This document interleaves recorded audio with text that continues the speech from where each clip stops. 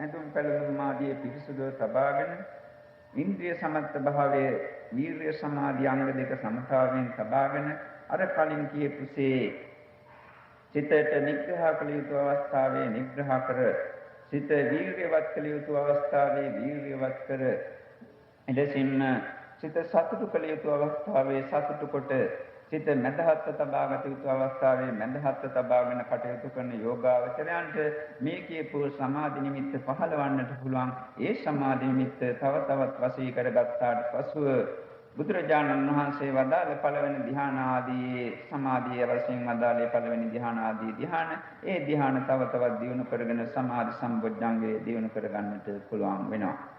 මේක මෙලෙසින් කටයුතු කිරීම තුළින් සමාධිය දියුණු වෙනවා. සම්මා සමාධිය.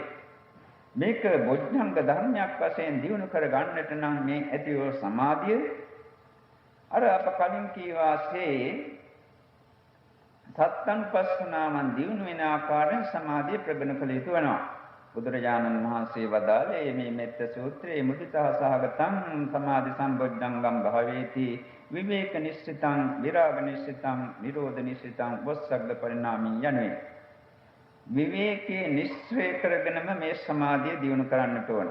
ඒක ඉතාමත්ම අවශ්‍ය කාරණාවක්. කාය විවේකයේ තිබෙන්නට ඕන සමාධිය දියුණු කරගන්නට. චිත්ත විවේකයේ සිතේ විවේකයේ තිබෙන්නටම ඕන සමාධිය ඇති කර ගැනීමට. තමගේ සිත තුළ මේ සමාධි සම්බොජ්ජංගය දියුණු කර ගැනීමට ඊට අමතරව උපදි විවේකයේ විශේෂයෙන්ම සිත තුළට ක්ලේශ ධර්මයන් ඇතුල් වීමට ඉඩ නොදී නීවරණ ධර්මයන් ඇතුල් වීමට ඉඩ නොදී කටයුතු කරන්නටම ඕන සමාධි සම්බොජ්ජංගය දියුණු කර ගැනීමට. බුදුරජාණන් වහන්සේ පළවෙනි ධ්‍යානය වුවත් විස්තර කරන්නේ විවිච්ඡේව කාමේහි විවිච්ඡාපසලේ ධම්මේහි සවිතක්ඛං සවිචාරං විවේකජං පීසුකම් පටමඥානං උපසම්පජ්ජ විහෙරති යතින් ආදී වශයෙන් කාමයන්ගෙන් විවිච්ඡේව කාමේ කාමයන්ගෙන් ඈත් වීම ඒක ඈත් වෙන්නටම ඕන. ඒක ඒතරම් අවධාරණය කරලා මම ප්‍රකාශ කරනවා. විවිච්ඡ අකුසලේ ධම්මේ මේ අකුසල ධර්මයන්ගේ සිට ඈත් කරගන්නටම ඕනේ. අන්න එවිටයි අඩුම වශයෙන් පළවෙනි ධ්‍යානයවත් උපදවාගත හැකි වන්නේ. ඒ අඩු වශයෙන් මේ භාවනා කරන කාලයේ පරිච්ඡේදයේ තුලදීවත් මේ කාමාදී සිත්විලි වලින් සිත මුදා ගන්නට ඕනේ. නීවරණයන් යටපත් කර ගන්නට ඕනේ. සමාධිය දියුණු කර ගැනීමට අපේක්ෂා කරන්න යෝගාවචරය විසින්. මෙලෙස සමාධි සම්බොජ්ජංගයක් වශයෙන් මේ සමාධිය දියුණු කර ගැනීමට විවේක නිශ්චිතම් භාවේති විවේකේ නිස්සය කරගෙන මේ සමාධිය භාවිතා කළ යුතුයි. දෙවන කාරණාව වශයෙන් බුදුරජාණන් වහන්සේ වදාළේ විරාග නිශ්චිතං සමාධි සම්බොජ්ජංගම් භාවේති විරාගයේ නිස්සය කරගෙන සමාධිය භාවිතා කරන්නට ඕනේ. විරාගය කියන්නේ නොයල්ම මේ අය දන්නවා එකේ තේරුම. එතකොට සමාධියක් දියුණු වෙනකොට පළවන ආදී ධ්‍යාන සිත් ඇතිවන විට බොහෝ යෝගාවචරයන්ගේ සිත තුළ ප්‍රීතියක් ඇති වෙනවා, සතුටක් ඇති වෙනවා. ඒ ප්‍රීතියට ඒ සතුටට තමා නොදැනුවත්වම යම්කිසි ඡන්දයක්, යම්කිසි රාගයක්, යම්කිසි බැඳීමක්, යම්කිසි සියුම් තෘෂ්ණාවක් සිත තුළින් ජනිත වෙනවා.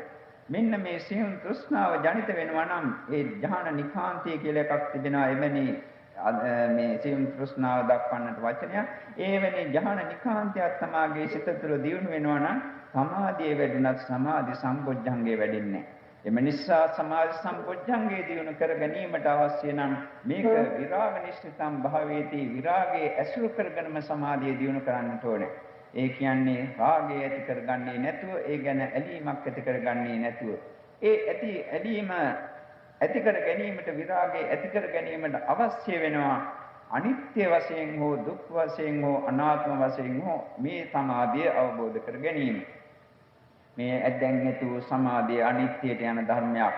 නිරන්තරයෙන් පවත්නා ධර්මයක් නෙවෙයි. අදිෂ්ඨාන කළා නම් යම් කිසි කාල පරිච්ඡේදයක් ඒ කාල පරිච්ඡේදයේ තුල පමණයි අදු වශයෙන් ධ්‍යාන තත්ත්වයකටපත් වූ සිතක්වත් පවතින්නේ. මේක නිරන්තරයෙන් පවතින ධර්මයක් නෙවෙයි. අනිත්‍යයට යන ධර්මයක්, සංස්කාර ධර්මයක්. එම නිසා මේකට මම ඇලුම් කරන්නට සුදුසු නැහැ කියන අදහස තමාගේ සිත තුළින් මතුවී එන්නට ඕනේ.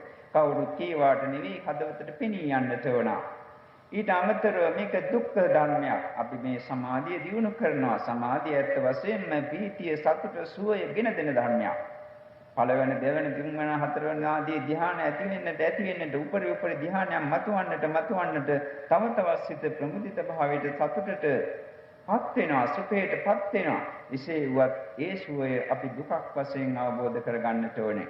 විශේෂයෙන්ම සමාධි සම්බොජ්ජංගය ඇති කර ගැනීමට මේ සම්මා සමාධිය ඇති කර ගැනීමට උප භාග වශයෙන් මූලික වශයෙන් කළ යුතු කර්තව්‍යයන් සියල්ලම දුක. ඒ සමාධිය ඇති කර ගැනීමට මහත් වූ වෑයමක් මහත් වූ උත්සාහයක් කරලා ඒ සමාධිය ඇති කරගන්නේ ඒ කරන ලබන උත්සාහයන් ඒකාන්ත වශයෙන්ම දුකක්. එලෙසින් ඇති කරගත්තු සමාධියත් එලෙසින්ම පවතින්නේ ඒක විපරිණාමයට වෙනස් ස්වරූපයකටපත් වෙනවා. ඒකත් ඒකාන්ත වශයෙන්ම දුකක්.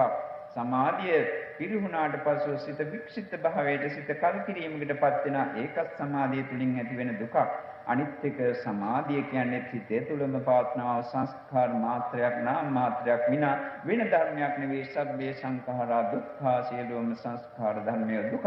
මේ සමාධිය සංස්කාර ධර්මයක් මේකත් දුක්ඛ ධර්මයක්. එම නිසා මේ සමාධිය කෙරෙහි නොයැලිය යුතුයි කියන අවබෝධය ඇති වී විරාග නිශ්චිතං සමාධි සම්පජ්ජංගම් භාවේති. විරාගයේ නිශ්චය කරගෙනමයි සමාධිය භාවිතා කරන්නේ. අපි සමාධිය වඩනවා නමුත් ඇලි නෙවෙයි, තණ්හාවෙන් නෙවෙයි, විරාගයෙන් යුතුව. සමාධිය අවශ්‍ය නිසා සමාධිය ප්‍රගුණ කරනවා විරාගයෙන් යුතුව. ඊට අමතරව මේක අනාත්ම වශයෙන් දකින විටත් විරාගය ඇති කර ගන්නට පුළුවන්. විශේෂයෙන්ම දැනගන්නට ඕනේ මේක තමාගේ නුවණ ධර්මයක් බව. තමාම උපදවාගත්තේ තමාගේ සිත තුළින්ම ජනිත කරවාගත්තේ. එසේ වුවත් ඒක අபிසංකත සිතින්ම මවා ගන්නාලද අபிසංචේතිත සිතින්ම නිර්මාණය කර ගන්නාලද ධර්මයක්. ඒ ධර්මයේ සිත තුළ පවත්නා නාම මාත්‍රයක් විනා මම කියා හෝ ආත්ම කියා හෝ ගැනීමට ඇති ධර්මයක් නෙවෙයි. සංස්කාර මාත්‍රයක් නාම මාත්‍රයක් කියන අවබෝධය ඇති කරගෙන මේක කෙරෙහි ඇලෙන්නට සුදුසු නැහැ. මේක විරාගය ඇති කර ගැනීමටයි සුදුසු කියන අවබෝධයෙන් යුතුව ඒ විරාගය ඇති කරගෙනයි සමාධි සම්පොඥංගේ දිනු කරන්නට ඕනන්නේ. අන්න එලෙසින් විරාග නිශ්චිතං සමාධි සම්පොඥංගම් භාවේති. විරාගයේ නිශ්චය කරගෙන සමාධිය දිනු කරන විට සමාධිය බොජ්ජංග ධර්මයක් වශයෙන් අපගේ සිත තුළ වැඩෙනවා. නැත්නම් සම්මා සමාධිය පමණක් වැඩෙන්නට පුළුවන් බොජ්ජංග ධර්මයක් වශයෙන් නෙවෙයි. ඊළඟට නිරෝධ නිශ්චිතං සමාධි සම්පොඥංගම් භාවේති. නිරුද්ධ වීම දැක සමාධි සම්පොඥංගේ භාවිතා කරන්නට ඕන. නිරුද්ධ වෙනවා කියන එක සමාධියක සිට කවදාවත් අත්දකින්නට යෝගාවචරයෙකුට පහසු වන්නේ නැහැ. විශේෂයෙන්ම සමථ සමාධි නිරුද්ධ වී යන ආකාරය සමාධියක සිටින විට දකින්නට බෑ. එම නිසා ඒ පළවෙනි ධ්‍යාන, දෙවෙනි ධ්‍යාන ආදී ධ්‍යාන වලට සිතපත් කර ගන්නට පුළුවන් යෝගාවචරයන් විසින් ඒ සමාධියෙන් සිත නැගී සිටියේ විගසම කල්පනා කරන්නට ඕනේ. මේ සමාධිය දැන් නිරුද්ධ වී ගිය ධර්මයක් නේද, නිරෝධ ධර්මයක් නේද කියලා. විමර්ශා සමාධි කියලා සමාධියක් තියෙන. ඒ සමාධියේ සිටින විට නම් සමාධිය නිරෝධයට යන ආකාරය දකින්නට පුළුවන්. අපි මේවා කලින් මේ ඇයිද විස්තර කරලා තියෙනවා. මේ විමර්ශා සමාධිය ආදී ධර්ම ගැන විස්තර නැවත ඒවා ප්‍රකාශ කිරීම අවශ්‍ය වන්නේ නැහැ. ඊළඟ එක වස්සග්ග පරිණාමී සමාධි සම්බොජ්ජංගම් භාවේති. මේ සමාධි සම්බොජ්ජංගේ භාවිතා කර යුතු වන්නේ අල්ලන්නේ නැතුව, උපාදාන කරන්නේ නැතුව, ආදානය කරන්නේ නැතුව. සමාධිය වඩනවා. නමුත් ඒක අපි බදාගන්නේ, අල්ලාගන්නේ අතහරිමින් සමාධිය භාවිතා කරන්නේ. නිවන් යාමට සමාධිය අවශ්‍ය නිසා ඒ සමාධිය වඩනවා. බෙහෙතක් බොන්නේ කටට තිත්ත රස කසායක් වැනි දෙයක් ආශාවකින් නෙවෙයි. රෝගය සුව කරගන්නට ඕන නිසා බෙහෙත බොනවා. ඒක තිත්ත බව දන්නවා, ඒක අමිහිරි බව දන්නවා, ඒක නීරස බව දන්නවා. ඒකට ඇලිලා නැහැ. නමුත් ඒක බොන්නටම ඕන. මොකද රෝගය සුව කර ගැනීමට. එම නිසා සමාධිය වඩනවා, සමාධි සම්පොඥංගේ දියුණු කරගන්නවා. නමුත් ඇලි නෙවෙයි, අතහැර උපාදාන අතහරිමින් පටිනිස්සජ්ජනය කරමින්. එතකොටයි වස්සග්ග පරිණාමී සමාධි සම්පොඥංගම් භාවේති කියන කොටස යෝගාවචරයේ පුරුදු කළා වන්නේ. අන්න එවිට තමයි සමාධි සම්පොඥංගේ සිත තුළ දියුණුවන්නේ. මෙන්න මේ ආකාරයෙන් කටයුතු කළොත් තමාගේ සිත තුළ සමාධි සම්පොඥංගේ තමාට දියුණු කරගන්නට පුළුවන් වෙනවා. මේ සමාධිය බොජ්ජංග ධර්මයකට අමතරව විශේෂයෙන්ම බල ධර්මයක් වශයෙන් සිත තුළ දියුණු කරගන්නට ඕන. බල ධර්මයක් වශයෙන් කියන්නේ ඕනෑම අවස්ථාවකදී අසමාහිත භාවයෙන් සිත කම්පිත වන්නේ නැතුව සිත පවත්වාගෙන යන්නට පුළුවන් මට්ටමට සමාධිය දියුණුවන්නට ඕන. ඒ කියන්නේ තමා සිටින වාතාවරණයේ කුමක්වත් ඇසෙන ශබ්ද බද්ද කුමක්වත් කොපමණ කලබලකාරී තත්ත්ව අවස්ථාවක වුවත් තමාට අවශ්‍ය නම් එක සෙනෙයක් තුළදී එක නිමේෂයක් තුළදී මේ සමාධිය ඇති කරගෙන සිටීමට අන්න එවිට ඔහුගේ සිත තුළ සමාධි බලයක් වශයෙන් වැඩි තිබෙනවා. ඒ කියන්නේ අසමාහිත භාවයෙන් අකම්පිය වෙනවා. කම්පිය වන්නේ නැහැ. සැලෙන්නේ නැහැ. අසමාහිත භාවයට පත් කරන යම් යම් කරුණු තියෙනවා. මේ පද්ද බද්ද ඇහෙන තැන්, කෑකෝ ගසන තැන්, ඒ වගේම තමාගේ භාවනාවට පරිබෝධ කර තැන් මේ වැනි අවස්ථාවකදී තමාගේ සිතට තමාට අනුකූල වන පරිදි සමාධිය ඇති කර ගන්නට පුළුවන් නම් ඒක සමාධි බලයක් වශයෙන් වැඩෙනවා.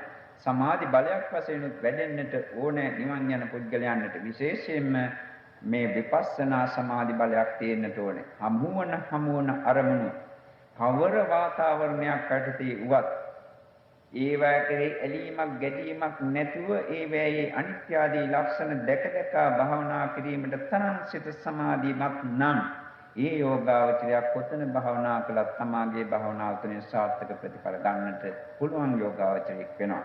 එම නිසා සමාධි බලයක් වශයෙන් මේක දියුණු කර ගන්නට පුළුවන් නම් ඒක ඉතාමත්ම සුදුසුයි. මේට අමතරව මේ සමාධි සම්බොජ්ජංගේ දියුණු කර ගන්නට ඕනේ අර ධම්මානුපස්සනාවේ දක්වා ඇති පරිදි සතර සතිපට්ඨාන ධර්මනා භාවනා සූත්‍රයේ ඒ අනුපස්සනාව වැඩෙන ආකාරයෙන් ධම්මානුපස්සනාව වැඩෙන ආකාරයෙන් ඒක ඉතා පහසුයි. සාමාන්‍යයෙන් ඕනෑම කෙනෙකුට කරන්නටත් පුළුවන්. අසන්තං ආජ්ජත්තං සමාධි සම්බොජ්ජං ගන්නත් මේ ආජ්ජත්තං සමාධි සම්බොජ්ජංගෝ තීපජානාති. තමාගේ සිත තුළ දැන් සමාධි සම්බොජ්ජංගේ නැත්නම් ඒ සමාධි සම්බොජ්ජංගේ දියුණු වී නැති බව තේරුම් ගන්න. මේ තමාගේ සිත තුළ සමාධි සම්බොජ්ජංගේ දියුණු වී නැහැ කියලා ඒක දැකලා පැත්තකට වෙලා නිකන් ඉන්නවා කියන එක නෙවෙයි මේ අදහස් කරන්නේ. දියුණු වෙයි නැත්නම් මේක දැකලා දියුණු වීමට උත්සාහ ගන්නවා කියන එකයි. සන්තං වාජ්ජත්තං සමාධි සම්බොජ්ජංගං අත්ති මේ අජ්ජත්තං සමාධි සම්බොජ්ජංගෝති පජානාති. තමාගේ සිත තුළ දැන් සමාධි සම්බොජ්ජංගේ දියුණු වෙලා තියෙනවා නම් ඒකත් දැනගන්න. ඒ කියන්නේ පළවෙනි ධ්‍යාන දෙවෙනි තුන්වෙනි ආදී ධ්‍යාන වලට සිතපත් කරගන්නට පුළුවන් නම් ඒකත් දකින්න. ඒක දැකලා එතන නිතරම ඉන්න කියනවා නෙවෙයි එයින් අදහස් වන්නේ. තවත් එහාට තමාගේ සිත තුළ සමාධි සම්බොජ්ජංගේ දියුණු කර ගැනීමට තියෙනවා. ඒවත් දියුණු කර ගැනීමට උත්සාහ කරනවා. යතාච අනුපන්නස්ස සමාධි සම්බොජ්ජංගස්ස උපාදෝ හෝති තංච සජානාති. යම් කලක තමාගේ සිත තුළ මේ නූපන්නා වූ සමාධි සම්බොජ්ජංගේ වැඩෙනවා නම් ඒකත් දැනගන්නවා. සමාධි සම්බොජ්ජංගය කියන එක දැනගන්නේ කොහොමද? අර කියපු අනිත්‍ය වශයෙන් දැනගන්නට ඕනේ, දුක්ඛ වශයෙන් දැනගන්නට ඕනේ, අනාත්ම වශයෙන් දැනගන්නට ඕනේ. නිකම් මේ සමාධිය මගේ සිත තුළ තියෙනවායි කියලා දැනීමක් නෙවෙයි. අනිත් මේක සමාධිය අනාත්ම වශයෙන් විශේෂයෙන් දැනගන්නට ඕනේ. මගේ ධර්මයක් නෙවෙයි, මගේ ආත්මයක් නෙවෙයි, මම නෙවෙයි කියන එක.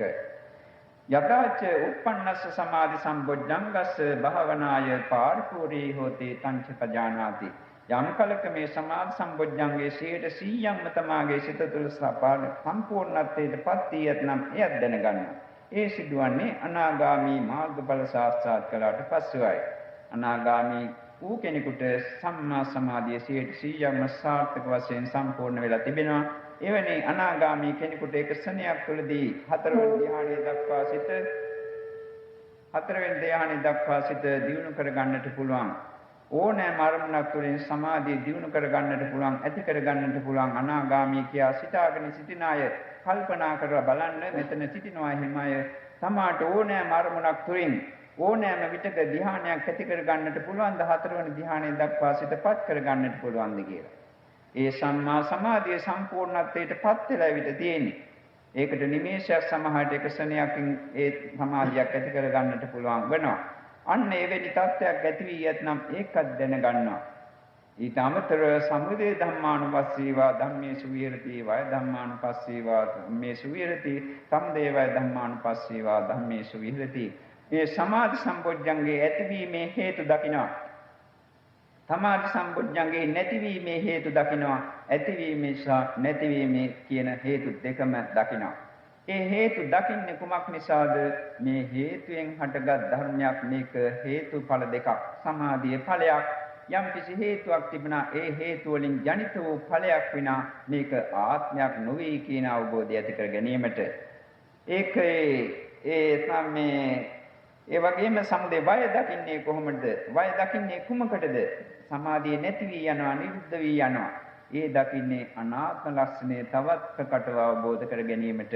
සමාධිය ආත්මයක් නම් ඒ සමාධිය නැති වී යන විටම ඒ ආත්මයේ නිරුද්ධ භාවයටපත් වෙනවා. සමාධිය නැති වී යනවා.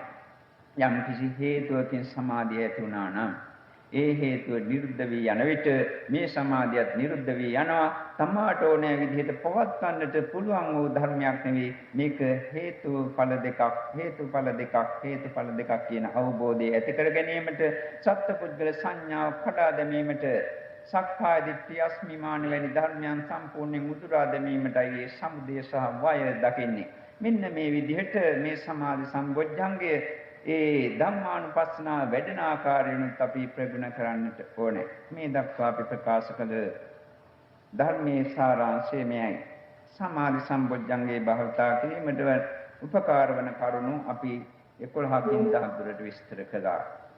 සෑම සමාධි බොජ්ජංග ධර්මයන්ම ඇති කර ගැනීමට හේතු බුත වන කරුණු තුනක් ඒ බොජ්ජංග ධර්මයන් ඇති පුද්ගලයන් ඇසුරු කිරීම, ඒ බොජ්ජංග ධර්මයන් නැති පුද්ගලයන්ගේ ආශ්‍රයෙන් ඈත් වීම, ඒ බොජ්ජංග ධර්මයන් දියුණු කර ගැනීමට සිටේ පවත්නා වූ නැඹුරු භාවය. සමාධි සම්බොජ්ජංගය ඇති කර ගැනීමට තමාගේ වස්තු විසඳ ක්‍රියාතාවයේ පිරිසිදු බව සහ ඉන්ද්‍රිය සමත්ත පටිපාදනතාවය, ඉන්ද්‍රිය සමපතත්වයෙන් පවත්වාගෙන යෑම. මේ තාන්තරව තව කරුණු හතරක් අපි ප්‍රකාශ කළා.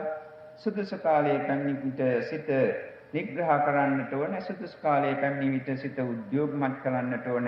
එසේම සුදුසු කාලයේ පැමිණි විට සතුට කරන්නටත් උපේක්ෂිත කරන්නටත් දැනගන්නට ඕන. මීට අමතරව සමාධි නිමිත්තක් පැමිණියා නම් ඒ නිමිත්ත වශී කරන්නට, නිමිත්ත ප්‍රගුණ කරන්නට අපි දැනගන්නට ඕන. ඒක සමාධි සම්බොජ්ජංගේ දියුණු කර ගැනීමට උපකාර වන ධර්ම. මේවා සමාධි ඉන්ද්‍රියක් වශයෙන්, සමාධි බලයක් වශයෙන්, සම්මා සමාධි මාර්ගාංගයක් වශයෙන් බුදුරජාණන් වහන්සේ වදාළා. මේ සමාධි සම්බොජ්ජංගයක් වශයෙන් වැඩිවීමට නම් මේ සමාධිය අර විවේකයේ නිශ්චය කරගෙන, විරාගයේ නිශ්චය කරගෙන, නිරෝධයේ නිශ්චය කරගෙන, වස්සග්ග පරිණාමින් අතහරිමින් උපාදාන නොකරමින් දියුණු කළ යුතු බවයි අපි ප්‍රකාශ කළේ.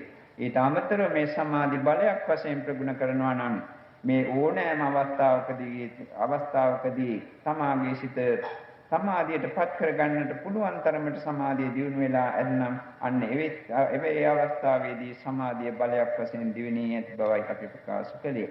මේක අමතරව ප්‍රකාශ කළේ ධම්මානුපස්සනාවේ සතර සතිපට්ඨාන භාවනාවල ධම්මානුපස්සනාවේ ඒ බොජ්ජංග භාවනාව වැඩෙන ආකාරයෙන් කළ යුතු ආකාරය.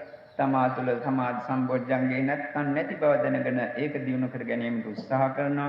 ඇතිනම් ඒක ඇති බව දැනගෙන තව තවත් ඉදිරියට දියුණු කර ගැනීමට ඒක තව තවත් බහුලීකරණය කරමින් කටයුතු කරන්නට සිදු වෙනවා. ඊට අමතරව මේ සමාධි සම්බොජ්ජංගය තමාගේ සිත තුළ ඇති වෙනකොට ඒක දැනගන්නවා. ඊටත් අමතරව සමාධි සම්බොජ්ජංගයේ 100% සම්පූර්ණ නම් ඒකත් දැනගන්නවා. සමාධිය ඇතිවීමේ හේතුව දකිනවා, නැතිවීමේ හේතුව දකිනවා, ඇතිවීම නැතිවීම කියන හේතු දෙකම දකිනවා. ඒ තුලින් අපිට සක්කාය දිට්ඨිය ආදී මේ ආත්ම සංඥාව ඉවත් කරගන්නට පුළුවන් වෙනවා. මේ දක්වා ප්‍රකාශ කළ මේ ධර්මයේ සාරාංශය මෙයයි. මේ තුලින් මේ ඇයට යම් කිසි කරුණක් අවබෝධ වුණා නම් ඒ අවබෝධ වූ කරුණ තමාගේ ජීවිතයට එකතු කරගෙන භාවනාව සාර්ථකවන්දමින් කරලා සමාධිය දියුණු කරගෙන වෙනත් බොද්ධංග ධර්මයන් දියුණු කරලා ඒ සමාධිය තුළින් ඇත්ත වශයෙන් දැකිය යුතු සමාහිතෝ භික්ඛවේ භික්ඛු යතහ භූතං පජානාති සමාධිමස්සිත කිනුවේ මහණෙනි මේ ඇත්ත ඇති සැටියෙන් දකින්නේ මොකක්ද? ඇත්ත ඇති සැටියෙන් දකින්නේ ඉදන් දුක්ඛං තී යතහ භූතං පජානාති යං දුක්ඛ සමුදයෝ තී යතහ භූතං පජානාති යං දුක්ඛ නිරෝධෝ තී යතහ භූතං පජානාති යං දුක්ඛ නිරෝධ ගාමිනී පටිපදාති යතහ භූතං පජානාති. ඒ සමාධිමස්සිතෙන් යුතුව මේ සංස්කාර ලෝකයේ මේ නාමයන්ගේ සහ රූපයන්ගේ පැවැත්ම මේ කාන්ත වශයෙන්ම දුක්ඛය. මේ නාම රූප ධර්මයන් කෙරෙහි යම් ඇලීමක් තිබෙනවා නම් ඒක දුක්ඛ සමුදය සත්‍යය. මේ ඇලීම නාම රූපයන් කෙරෙහි කලකිරීම මාර්ග සත්‍යය. මේ නාම රූප ධර්මයන් සම්පූර්ණයෙන්ම සේවී නිරුද්ධ වී යාම දැකීම නිරෝධ සත්‍යය කියන චතුරාර්ය සත්‍ය ධර්මයන් අවබෝධ කරගෙන මේ ඇයට වහවහම නිවෙනින් සැනසීමේ වාසනාව ශක්තිය ලැබේවා කියලා අපි ප්‍රාර්ථනා කරමින් මේ දේශනාව මෙතනින් නිම කරන්නම්. සෑම දිනාටම නිවන් සුවම අත්පත් වේවා. දැන් කවුරුත් භාවනාවේ නිරත වන්න. අද මේ ඇයට උපේක්ඛා සම්බොජ්ජංගය ගැන ඉතා සරල සහ ඉතා කෙටි අනුශාසනයක් කිරීමටයි අපි අදහස් කරන්නේ. උපේක්ෂාව කියන්නේ මදහත් භාවය. ඊන් අදහස් කරන්නේ මේ කිසිවක් කර කියා ගන්නට නොහැකිව ඒ වගේම ප්‍රඥාවෙන් ඈත් වෙලා ඔහේ මදහත් සිටින එක. එහෙම එවැනි මදහත් වීමකට කියන්නේ අඥාන උපේක්ෂාව කියලා. එවැනි අඥාන උපේක්ෂාවක් නෙවෙයි මේ උපේක්ෂා සම්බොජ්ජංගය තුලදී උපේක්ෂාව කියන වචනයෙන් අදහස් කරන්නේ. ප්‍රඥාව මිශ්‍ර වූ සංස්කාරයන්ගේ යථා තත්ත්වය දැනගෙනම කරනු ලබන උපේක්ෂාවයි මදහත් බවයි උපේක්ෂා සම්බොජ්ජංගයට ඇතුල් වන්නේ. මේ උපේක්ෂා සම්බොජ්ජංගය ඇතිවීම සඳහා නැත්නම් උපේක්ෂා සම්බොජ්ජංගය ඇති කර ගැනීම සඳහා සියලුම සංස්කාර කෙරෙහි මදහත් වාසය කිරීම ඉතාමත් ප්‍රයෝජනවත් වෙනවා.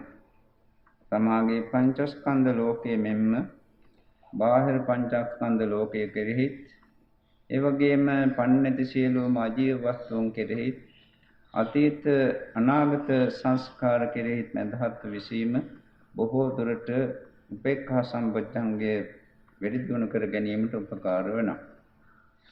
තමාගේ පංචස්කන්ධ ලෝකයේ ගැන මදහත් වන විට එහි නියම තත්ත්වය දැනගෙනම මදහත් වෙනවා විනා අර කිසිවක් කර කියාගත නොහැකිව අඥාන වශයෙන් මෝඩකම පෙරට වෙලා කරනු ලබන මදහත් වීම අදහස් කරන්නේ නැහැ. එම නිසා තමාගේ රූපස්කන්ධය ගැන කල්පනා කරනවා නම් තමාගේ රූපස්කන්ධය කොයි ආකාරයෙන් පැවතුණත් කොයිතරම් ජරා ජීර්ණ තත්ත්වයකට පත් වී තිබුණත් කොයි ආකාර දුකක් ඒ තුළින් ජනිත වුවත් මේ ආදී කවර අවස්ථාවකදී වුවත් ඒ පංචස්කන්ධයේ පවත්නා වූ රූපස්කන්ධයේ යථා තත්ත්වය අවබෝධ කරගෙන මේක ස්වභාවික ධර්ම මාත්‍රයක්, මේකේ ස්වභාවයේ අනිත්‍යයට යන ගතිය, මේ තමාගේ ධර්මයක් නෙවෙයි, මට ඕනෑ විදිහට හසුරවන්නට පුළුවන් ධර්මයක් නෙවෙයි කියන අවබෝධය පෙරටු කරගෙන ස්වභාවයටම භාර කොට මදහත් වාසය කරන්නට පුළුවන් නම් තමාගේ පංචස්කන්ධ ලෝකයේ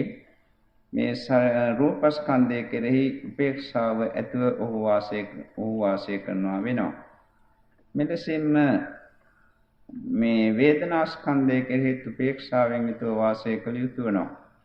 වේදනාවේදී විශේෂයෙන්ම සුඛ සහ දුක්ඛ කියන උපේක්ෂා දෙක කෙරෙහිම මදහත් වාසය කළ යුතුයි. සුඛ වේදනාවක් ජනිත වන විට බොහෝ දෙනෙක් කරන්නේ උද්දාමයට පත්වන එක. එසේ උද්දාමයට පත් නොවී ඒ සුඛ වේදනාවත් අනිත්‍යයට යන ධර්මයක් බව අවබෝධ කරගෙන එය හේතුන්ගෙන් හටගත් චිත්ත සංස්කාර මාත්‍රයක් විනා අන් කිසිවක් නොවන බව වටහාගෙන ඒ සතුට වේදනාව කෙරෙහි සුඛ වේදනාව කෙරෙහි මදහත් වන්නට ඕන. ඊට අමතරව දුක් වේදනාව කෙරෙහි තවකටෙක් දුක්වත් ඒ දුක් වේදනාව නැති නොවන නිසා ශාරීරික දුක් වේදනාවන් කෙරෙහි දුක් වීම තුලින් ඒ දුකට අමතරව මානසික දුකකුත් ඇතිවන නිසා මානසික දුක් වේදනාවන් කෙරෙහි දුක් වීම නිසා ඒ මානසික දුක් වේදනාව තව තවත් තීව්‍ර වන නිසා ඒ දුක් වේදනාව අනිත්‍යයට යන ධර්මයක් වන නිසා මේ ආදී වශයෙන් නොඑක ආකාරයෙන් ඒ පිළිබඳව කරුණු විමසා බලා එම නිසාම මදහත් විය යුතුයි කියන අදහස පෙරටු කරගෙනම දුක් වේදනාව කෙරෙහි මදහත් වන්නට ඕන. මෙසේ තමාගේ පංචස්කන්ධ ලෝකයේ රූපස්කන්ධය, සංඥාස්කන්ධය පමණක් නෙවෙයි අනිකුත් ස්කන්ධ කෙරෙහි මදහත් වීම ඉතාමත්ම උචිත වෙනවා. තමාගේ සංඥාස්කන්ධය තුළින් තමයි නොඑක් දේවල් මතක තබා ගන්න. නොඑක් දේවල් මතක තබා ගැනීමේ ශක්තිය පවතින්නේ සංඥාස්කන්ධය තුළ. හැබැයි තමා මෙතෙක් ඉගෙනගෙන ඇති දේවල් අමතක වෙනවා නම් ඒ ගැන මදහත් වීමයි කළ යුතුය.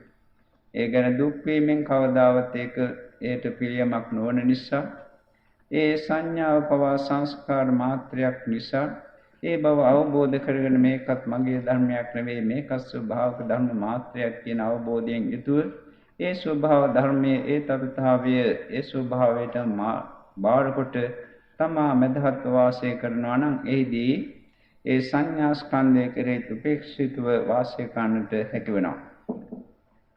එලෙසින්ම සංස්කාර ස්කන්ධ කෙරෙහි විඥාන ස්කන්ධ කෙරෙහි පිළිපදින්නට ඕනේ උපේක්ෂිත වාසය කරන්නට ඕන. තමාගේ පංචස්කන්ධේ පමණක් නෙවෙයි තමාගේ නෑදෑ මිත්‍රයන් හිත මිත්‍රයන් වැනි සියලුම බාහිර පංචස්කන්ධ කෙරෙහි මෙලෙසින්ම මැදහත් වීම ඉතාමත් අවශ්‍යයි.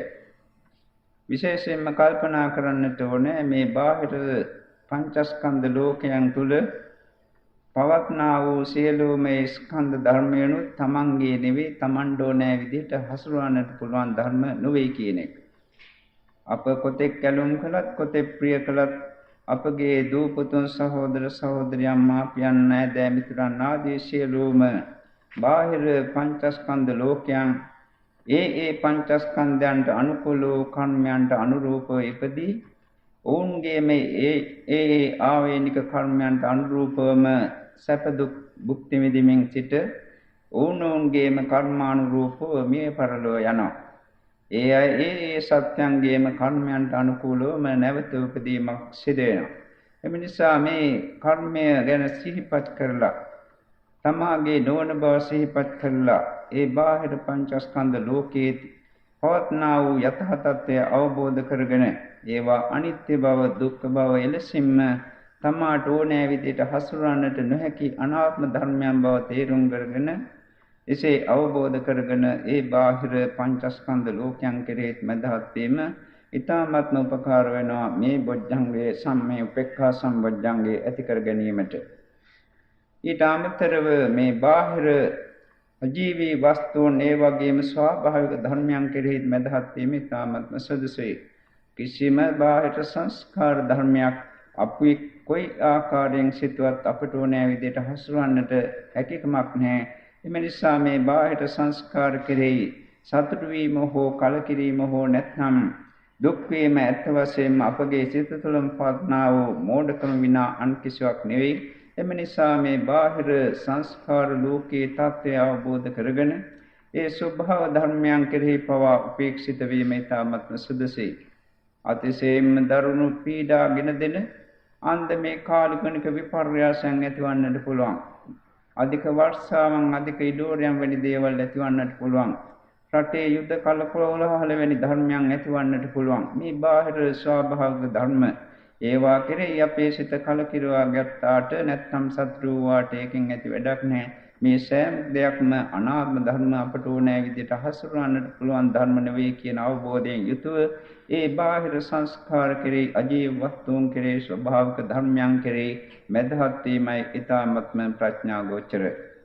එම නිසා මෙසේ තමාගේ ලෝකයක් බාහිර පංචස්කන්ධ ලෝකයක් අජීවී සියලුම ස්වභාවික ධර්මයන් සහිත සකල සංස්කාරයන් කෙරෙහිම උපේක්ෂිත වීමට යෝගාවචරයන් පුරුදු පුහුණුවන්නට ඕනේ. භාවනා නොකරන අය මෙන් මේවා කෙරෙහි ගැටි සිටීම නෙවෙයි මේ විමෙනි ධර්මයන් ඇති වූාට පසු මේවේ ස්වභාවය තේරුම් අරගෙන ඒ ස්වභාවයටම පත් කරමින් මදහත් වීම තමයි කළ යුත්තේ යෝගාවචරයන් විසින්. එම නිසා මේ වර්තමාන පංචස්කන්ධ ලෝකයේ මෙන්ම ඒ බාහිර සංස්කාරයන් මෙන්ම අතීත අනාගත සංස්කාරයන් කෙරෙහි මදහත් වීම ඉතාමත්ම සුදුසු වෙනවා. අතීතයේ යන්තා සංස්කාර තිබුණා නම් තමාගේ රූපය හෝ වේදනාව හෝ සංඥාව හෝ කවර ධර්මයක් හෝ ඒ සෑම ධර්මයක්ම දැන් මෙරි බැලදී ගියේ ගොස් ඇති ධර්ම. ඒවා ගැන කවර ආකාරයකින් අපි සිතුවත් කිසිම ප්‍රයෝජනයක් වන්නේ නැහැ. මේ අතීතයේ දැන් සම්පූර්ණයෙන් වැළලී ගොස් නිසා අතීත සංස්කාර කෙරෙහි මැදහත් වීම ඉතාමත්ම පහසුවෙන් කෙනෙකුට කරන්නට පුළුවන් වෙනවා. අතීතයේ අල්ලාගෙන දුක් වීම නෙවෙයි, අතීතයේ අල්ලාගෙන සතුට වීම මේ සුවයක් ලැබීම නෙවෙයි, සතුටක් අත්දැකීම නෙවෙයි, කලියුත්තේ උපේක්ෂිත වීම. මේ උපේක්ෂාව බුදුපසේ බුදුමහරහතන් වහන්සේලා තුළ විද්‍යමාන වන්නා උසස් ගුණ ධර්මයක්. ඇලි සතුටින් සතුටටපත් වීම ලුපුර්තජන ලෝකයාගේ ස්වરૂපයක්. ගැටෙන එක ත්‍රිසං සත්‍යයේ පවපත්නා වූ ධර්මයක්. එම නිසා මනුෂ්‍යයන් වශයෙන් භාවනා කරන යෝගාවචරයන් වශයෙන් මේ බුදුපසේ බුදුමහරහත් මහෝත්තමයන්න් වහන්සේලාගේ උසස් ගුණ ධර්මයක් වූ උපේක්ෂාව තමාගේ සිත තුළට ඇතුල් කර ගැනීමට උත්සාහ ගන්නට ඕනේ. අතීතයේ සම්පූර්ණයෙන්ම වැළලී ගිය ධර්ම. එම නිසා ඒ අතීතය ගැන කලකිරී හෝ දුක් වී හෝ සතුටු වී හෝ කිසිම ප්‍රයෝජනයක් නැහැ. වැළලී ගිය ධර්මයේ වැළලීම ගියාවයි මම මැදහත්ව සිටිනවා කියා සිත මැදහත්ව තබා ගැනීමයි ඊ타ත්ම සුදුසු වන්නේ. අනාගතයේ තවම පැමිණ නැති ධර්මයක්. කවර ආකාරයෙන් පැමිණෙයිද කියන්නටත් බැරි ධර්මයක්. එම නිසා අනාගතය ගැනත් මැදහත් වීම ඊ타ත්ම සුදුසුයි.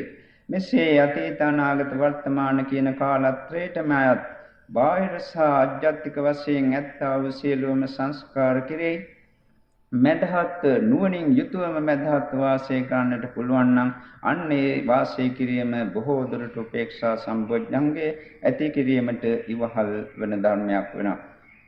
මේට අමතර මේ උපේක්ෂාවෙන් යුතු පුද්ගලයන් ආශ්‍රය කිරීමත් උපේක්ෂාව නැති පුද්ගලයන්ගේ ඇසුරින් ඈත් වීමත් මේ උපේක්ෂා සම්බොජ්ජංග ධර්මයේ වැඩි දියුණු කර ගැනීමට සිතේ තියෙන නැඹුරු භාවයත් ඊ타ත්ම අවශ්‍ය වෙනවා. මේ උපේක්ෂා සම්බොජ්ජංගයේ දියුණු කර ගැනීමට මෙන්න මේ ආදී වශයෙන් ඒ අවශ්‍ය සංකල්ප සම්පාදනය කරගත් කෙනෙකුට උපේක්ෂා සම්බොජ්ජංගයේ දියුණු කර ගන්නට පුළුවන් වෙනවා. බුදුරජාණන් වහන්සේ මෙම සූත්‍රයේදී ප්‍රකාශ කළේ මේ මෙත්ත සූත්‍රය අනුවයි අපි මේ දේශනාව පවත්වන්නේ. මේ මෙත්ත සූත්‍රයේ බුදුරජාණන් වහන්සේ ප්‍රකාශ කළේ මුදිතා සාගතං උපේක්ඛා සම්බොජ්ජංගම් භාවේති විවේක නිස්සිතං විරාග නිස්සිතං නිරෝධ නිස්සිතං වස්සග්ග පරිණාමී යනුයි. මෙහිදී මේ මුදිතා සහගත උපේක්ෂාව භාවිතා කරන්නට විවේකයේ විරාගයේ නිරෝධයේ නිස්සය කරගෙන සියල්ලම අතහරිමින් කියා බුදු පියාණන් වහන්සේ වදාලා. එයින් අදහස් වන්නේ සමත වශයෙන් කතා කරනවා නම් තුන්වන ධ්‍යානයේ දක්වා හෝ එයින් එහාට සියලුම ධ්‍යානයන් ලබා ගැනීම සඳහා හෝ කටයුතු කිරීම තුළින් උපේක්ෂා සම්බොජ්ජංගය දියුණු කරගත හැකි බවයි. සමත වශයෙන් තුන්වෙනි ධ්‍යානයේ හෝ ඉහළ ධ්‍යානයේ උපදවා ගන්නා කෙනෙකුට මේ උපේක්ෂාව ඇති කර ගන්නට පුළුවන් සිත තුළින්. තුන්වෙනි ධ්‍යානයේ බුදුරජාණන් වහන්සේ විස්තර කරන්නේ පීත්‍යාච විරාගා උපේක්ඛකෝච්ච විහෙරති කියලා. ප්‍රීතියෙන් වෙන්ව උපේක්ෂාවෙන් යුතුවම වාසය කරනවා කියන එකයි අදහස. එම නිසා මුදිතා සහගතව කවර භාවනාවක් පාදක කරගෙන හෝ මේ උපේක්ෂා සම්බුද්ධංගයේ වඩන යෝගාවචරය සමත වශයෙන් ඒ ප්‍රගුණ කරනවා නම් තුන්වන ධ්‍යානයේ සහ එයින් ඉහළ ධ්‍යාන උපදවා ගැනීමට උත්සාහ ගන්නට ඕන. ඒ සමත වශයෙන් මේට අමතර විපක්ෂනා උපේක්ෂාවක් තියෙනවා, විදර්ශනා උපේක්ඛා කියලා. මේ විදර්ශනා උපේක්ෂාව තමයි අනුධාතු අවබෝධ කර ගැනීමට අපට ඊ타ත්ම අවශ්‍ය වන්නේ. ඒ විදර්ශනා උපේක්ෂාව විනා අර සමත වශයෙන් ඇති කර ගන්න ලබන උපේක්ෂාව නෙවෙයි. එම නිසා සෑම යෝගාවචරයෙන්ම ප්‍රගුණ කරන්නට උත්සාහ ගන්නට ඕනේ ඒ විපස්සනා වශයෙන් විදර්ශනා උපේක්ෂාව ඇති කර ගැනීමට. තරමක් දුරට හෝ සිත සමාධිමත් කරගෙන ධ්‍යානයකට සිතපත් කර ගන්නට බැරි යෝගාවචරයන් විසින් තරමක් දුරට හෝ සිත සමාධියටපත් කරගෙන ඒ සංස්කාර ලෝකයේ තමාගේ පංචස්කන්ධය සහ බාහිර සංස්කාර ලෝකයේ තියෙන යථා තත්ත්වය අනිත්‍ය බව, දුක්ඛ බව, අනාත්ම භාවය අවබෝධ කරමින් භාවනාවක නිරත වන විට ඔහුගේ සිත තුළ ඒ සංස්කාරයන්ගේ යථා තත්ත්වය පෙනී යන විට නිරායාසයෙන්ම මැදහත් භාවයක්, උපේක්ෂිත භාවයක් ඇති වෙනවා. අන්න ඒ උපේක්ෂාව, විදර්ශනා උපේක්ෂාව බොහෝ වැඩියෙන් දියුණුවටපත් වී සංඛාර උපේක්ෂා ඥාණයට සිතපත් වන විට අති තීව්‍ර වශයෙන් ඉතා හොඳින් වැඩ කරන්නට පටන් ගන්නවා. මෙන්න මේ විදර්ශනා උපේක්ෂාව, සංඛාර උපේක්ෂාව දක්වාම වැඩි දියුණු වන ආකාරයට යෝගාවචරයට ප්‍රගුණ කර ගන්නට පුළුවන් නම් ඔහු විදර්ශනා උපේක්ෂාවත් ඇති කරගත්තා වෙනවා. මේ විදර්ශනා උපේක්ෂාව තමයි අප ඇති කරගත යුත්තේ. මෙන්න මේ උපේක්ෂා සම්පජ්ඤංගයත් භාවිතා කළ යුත්තේ බුදුරජාණන් වහන්සේ ප්‍රකාශ කළ පරිදි විවේක නිස්සිතං, විරාග නිස්සිතං, නිරෝධ නිස්සිතං වස්සග්ග පරිණාමින් විවේකයේ ඇසුරු කරගෙනම කාය විවේකයේ, චිත්ත විවේකයේ සහ උපේද විවේකයේ ඇසුරු කරගෙනම ඊට අමතරව විරාග නිස්සිතං, රාගයෙන් ඈත් වෙලා, බැඳීමකින් ඈත් වෙලා උපේක්ෂාව කෙරෙහි බැඳීමක් ඇති කරගන්නේ නැතුව මේවා ඇලීම් බැඳීම් වලට බඳුන් කළ යුතු ධර්ම නෙවේ සංස්කාර මාත්‍ර ඇති වී නැති වී යන සංස්කාර. මේ සංස්කාරය ඇතිවීමම ඒකාන්ත වශයෙන්ම දුකක් මේවා ඇලීම් කළ යුතු ධර්ම නෙවේ කියන අවබෝධයෙන් යුතුව උපේක්ෂාව දියුණු කරනවා. නමුත් උපේක්ෂාව කෙරෙහි ඇලීමකින් තොරව ඊට අමතරව නිරෝධ නිශ්චිතම් මේ උපේක්ෂාවේ නිරුද්ධ වීම දැක දැකාම භාවනාව කළ යුත්තේ. උපේක්ෂාව දැන් තිබෙනවා, තව මොහොතකදී නැතිවන්නට පුළුවන්. සතුට වේදනාවක් ඇතිවන විටම උපේක්ෂා වේදනාව පලා යනවා. දුක් වේදනාවක් දුක්ඛ සහගත චේතනාවක් සිතට පහළ වන විටම උපේක්ෂා සහගත සිත තුළ රඳා පවතින්නට හැකියාවක් නැති වී යනවා. එම නිසා මේ උපේක්ෂාවත් භාවිතා කළ යුතු වන්නේ නිරෝධ නිශ්චිතං නිරුද්ධ වී යන ආකාරය දැක දැක දැන් තියෙන උපේක්ෂාව තව මොහොතකදී නිරුද්ධ වී යනවා. මෙන්න මේ නිරුද්ධ වීම දැක දැක භාවිතා කරනවා නම් ඒ දකින සිතේ නිරුද්ධ වීමත් දකිනවා නම් ඇත්ත වශයෙන් මේදී කෙනෙකුගේ සිත අර විදර්ශනා උපේක්ෂා වශයෙන් ඇති කරගෙන කටයුතු කරපු යෝගාවචරයේ සිත බංගානුපස්සනා විදර්ශනා ඥානය කරා දියුණු කර ගන්නට පහසුවෙන් හැකි වෙනවා. මේ විදිහට නිරෝධ නිශ්චිතං නිරෝධේ නිස්සය කරගෙනම මේ උපේක්ෂා සම්බොජ්ජංගේ වැඩි යුතු වෙනවා. ඒ වගේම ඒ උපේක්ෂාවත් අතහරිමින් සියලුම සංස්කාරයන් අතහරිමින් නචකින්චි ලෝකේ උපාදීයතේ කිසිම ධර්මයක් උපාදාන කරගන්නේ නැතුව භාවනාව කළ යුතු වන්නේ. මේ විදිහට උපේක්ෂා සම්බොජ්ජංගේ දියුණු කළ යුත්තේ. ඊට අමතරව මේ උපේක්ෂා සම්බොජ්ජංගේ දියුණු කරන විට ධම්මානුපස්සනා වැඩෙන ආකාරයෙන් උත්තේ ප්‍රගුණ කරන්නට උත්සාහ ගන්නට ඕන. සතර සතිපට්ඨාන සූත්‍රයේදී බුදුරජාණන් වහන්සේ වදාරලා තිබෙන්නේ අසන්තං වා ආජ්ජත්තං උපේක්ඛා සම්බොජ්ජංගං නත්ති මේ උපේක්ඛා සම්බොජ්ජංගෝති පජානාති. තමා තුළ මේ උපේක්ඛා සම්බොජ්ජංගේ මේ දක්වා ඇති වී නැත්නම් ඒ ඇති වී නැති බවක් දැනගන්නවා. එසේ දැනගෙන තමා තුළ මේ දක්වා ඇති වී නැති ඒ උපේක්ෂා සම්බොජ්ජංග ධර්මය ඇති කර ගැනීමට කටයුතු කරනවා. එය දියුණු කර ගැනීමට උත්සුක වෙනවා. ඊළඟට සන්තං අජ්ජත්තං උපේක්ඛා සම්බොජ්ජංගං අත්තිමේ අජ්ජත්තං උපේක්ඛා සම්බොජ්ජංගෝති පජානාති වශයෙන් යනුවෙන් බදාළ පරිදි තමා තුළ උපේක්ෂා සම්බොජ්ජංගේ දැන් ඇති වී ඇතනම් ඒකත් දැනගන්නවා. තමා තුළ මේ උපේක්ෂා සම්බොජ්ජංගේ දැන් තිබෙනවායි කියලා. ඒ තිබීම පමණක් නෙවෙයි උපේක්ෂා සම්බොජ්ජංගේ නැත්තම් උපේක්ෂාවේ යථා තත්ත්වයක් දැනගත යුතු වෙනවා. මේ උපේක්ෂාව සංස්කාර මාත්‍රයක්. මේ උපේක්ෂාව අනිත්‍යයට යන ධර්මයක්. මේ උපේක්ෂාව තමාගේ නොවන අනාත්ම ධර්මයක්. මේ සංස්කාරයත් ඇතිහැරී ගිය නිවන තමයි සුදුසු නිවන තමයි උතුම්. මේ ආදී වශයෙන් මේ උපේක්ෂාවේ යථා තත්ත්වය යථා පරිදිම අවබෝධ කරගන්න එකයි සන්තං ආජ්ජත්තං උපේක්ඛා සම්බොජ්ජංගං අත්තිමේ අජ්ජත්තං උපේක්ඛා සම්බොජ්ජංගෝති පජානාති යනුවෙන් බුදුරජාණන් වහන්සේ වදාළේ. ඒ උපේක්ෂාවේ යථා තත්ත්වය යථා පරිදිම අවබෝධ කරගන්නවා. ඊට අමතරව යථාච අනුප්පන්නස උපේක්ඛා සම්බොජ්ජංගස්ස උප්පාදෝ හෝති තංච පජානාති. තමා තුළ මේ දක්වා උපේක්ඛා සම්බොජ්ජංගේ වැඩි නැත්නම් ඇති වී නැත්නම් ඒ ඇතිවන විට ඒ ඇතිවෙන බවත් දැනගන්නවා. ඊට අමතරව යතාච උප්පන්නස්ස උපේක්ඛා සම්බොජ්ජංගස්ස භාවනාය පාරිපූර්ණී හෝති තංච පජානාති. තමාගේ සිත තුළ ඇති වී ඇති මේ උපේක්ෂා සම්බොජ්ජංගය භාවනාව තුළින් පාරිපූර්ණී හෝති සම්පූර්ණත්වයටම පත් වී ඇතනම් තංච පජානාති. එය දැනගන්නවා. මේ උපේක්ෂා සම්බොජ්ජංගයේ සර්ව සම්පූර්ණ වශයෙන්ම පරිපූර්ණත්වයට පත්වන්නේ අර්ථත් ඵල චේතෝ විමුක්තිය ලැබුවාට පසුයි. එයින් පෙර නෙවේ. රහතන් වහන්සේ කෙනෙකුට විමුක්ත සිතක් උදා වෙනවා. ඒ විමුක්ත සිත උදා වූ කෙනෙකුගේ සිත තුළ තලංග උපේක්ඛාවයයි හඳුන්වනු ලබන අංග 6කින් සමන්නාගත උපේක්ෂාවක් નિરાයාසයෙන්ම ඇති වෙනවා. අංග 6කින් සමන්නාගත උපේක්ෂාව කියන්නේ ඇස කන නාසය දිව ශරීරය මනස කියන ඉන්ද්‍රියන් 6 තුලින් කවර අරමුණක් ඒ ඉන්ද්‍රියන්ට ගොදුරු වුණත් ඇලීමක් ඇතිවන්නේත් නැතුව ඒ වගේම ගැටීමක් ඇතිවන්නේත් නැතුව ඒක දැනීම මාත්‍රයකින්ම නැති වෙන තත්වයට. ඒ කියන්නේ රූපයක් දැක්කාට පසු කිසිම සිතවිල්ලක් සිත තුළින් ගලාගෙන යන්නේ සංස්කාර වශයෙන් හෝ අනිත්‍ය වශයෙන් හෝ අනාත්ම වශයෙන් හෝ කවර ආකාරයකින් හෝ හොඳට හෝ නරකට හෝ කොමන අන්දමකින් හෝ සිතවිලි ගලා යාමක් සිදුවන්නේ නැතුව දැනීම මාත්‍රයෙන්ම නතර වෙනවා. උපේක්ෂාවක් අමුතෙන් ඇති කර ගැනීමට උත්සාහ ගැනීමක් අවශ්‍ය වන්නේ එවැනි විමුක්ත සිතක් ඇති කෙනෙකුට.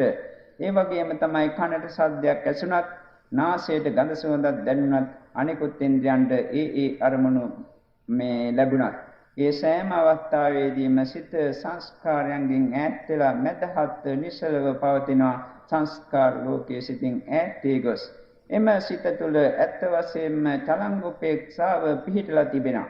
අමුතෙන් උපේක්ෂාවක් ඇති කර ගැනීමට උත්සාහ ගන්න අනුරායාස වශයෙන් උපේක්ෂාව සිත තුළ තැම්පත් වෙලා අවශ්‍ය නම් Tamanට ඕන ආකාරයෙන් එවැනි පුද්ගලයෙකුට සිතන්නට පුළුවන්. හොඳ වශයෙන් හෝ හිතන්නට පුළුවන්, නරක වශයෙන් හෝ හිතන්නට පුළුවන්. අවශ්‍ය නම් ඒත් ඒ විමුක්ත සිතට කිසිසේත් බලපාන්නේ මතු ප්‍රතිසිතින් එවැනි සිතක් සිතුවිලි පහළවන්නේ අන්න එවැනි චලංග උපේක්ඛාවක් තමාගේ සිත තුළ ඇති වී ඇතනම් එවිට ඔහුට දැනගන්නට පුළුවන් වෙනවා තමාගේ සිත තුළ මේ උපේක්ඛා සම්බොජ්ජංගාය භාවනාය පාරිපූර්ණී හෝති, මේ භාවනාව තුළින් සම්පූර්ණත්වයට පත් වී ඇතේ කියලා. මේ විදිහට මේ උපේක්ෂා සම්බොජ්ජංගය ඒ ධම්මානුපස්සනාව වැඩෙන ආකාරයෙන් ප්‍රගුණ කුල යුතු වෙනවා. එසේම ඒ ධම්මානුපස්සනාව සම්පූර්ණ වීමට නම් අර වය ධම්මානුපස්සීවා ධම්මේසු විහෙරති, සමුදය ධම්මානුපස්සීවා ධම්මේසු විහෙරති කියන කොටස් දෙකක් ප්‍රගුණ කරන්නටම ඕනෑ, දැනගත යුතුම වෙනවා.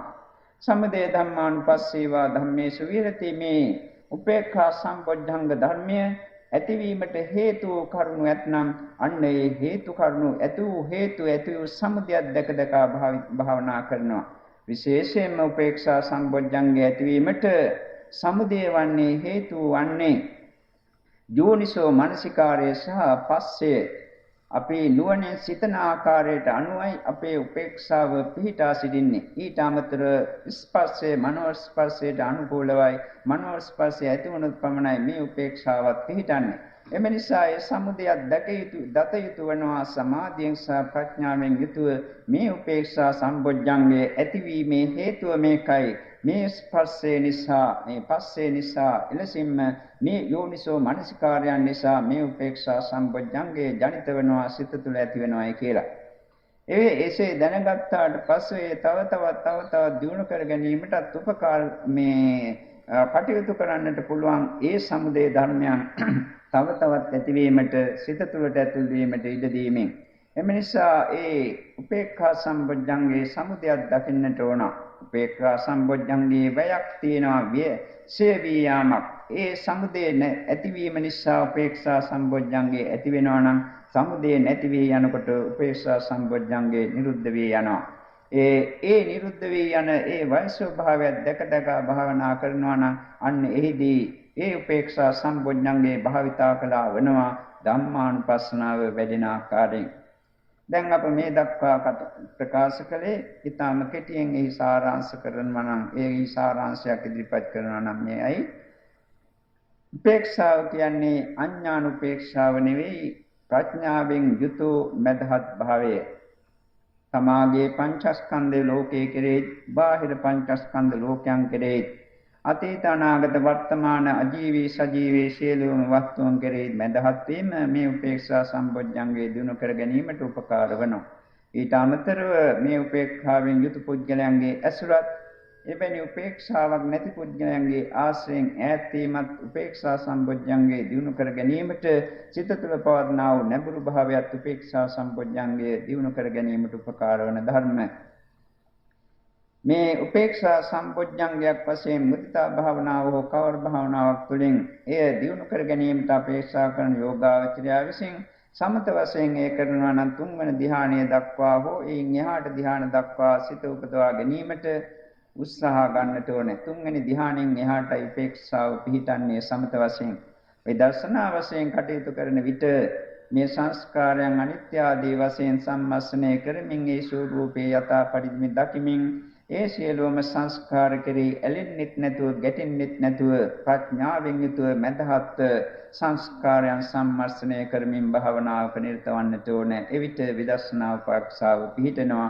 මේ ඊ타ත්ම හොඳින් දියුණු වෙන සංඛාර උපේක්ෂා ඥාන අවස්ථාවේදී මේ උපේක්ෂා සම්පොඥංගයත් විරාගයේ නිරෝධය අසුරු කරගෙනම භාවිතා කළ යුතුයි. විවේකයේ අසුරු කරගෙනම භාවිතා කළ යුතුයි. සියල්ලම අතහරින්මින් භාවිතා කළ යුතුයි.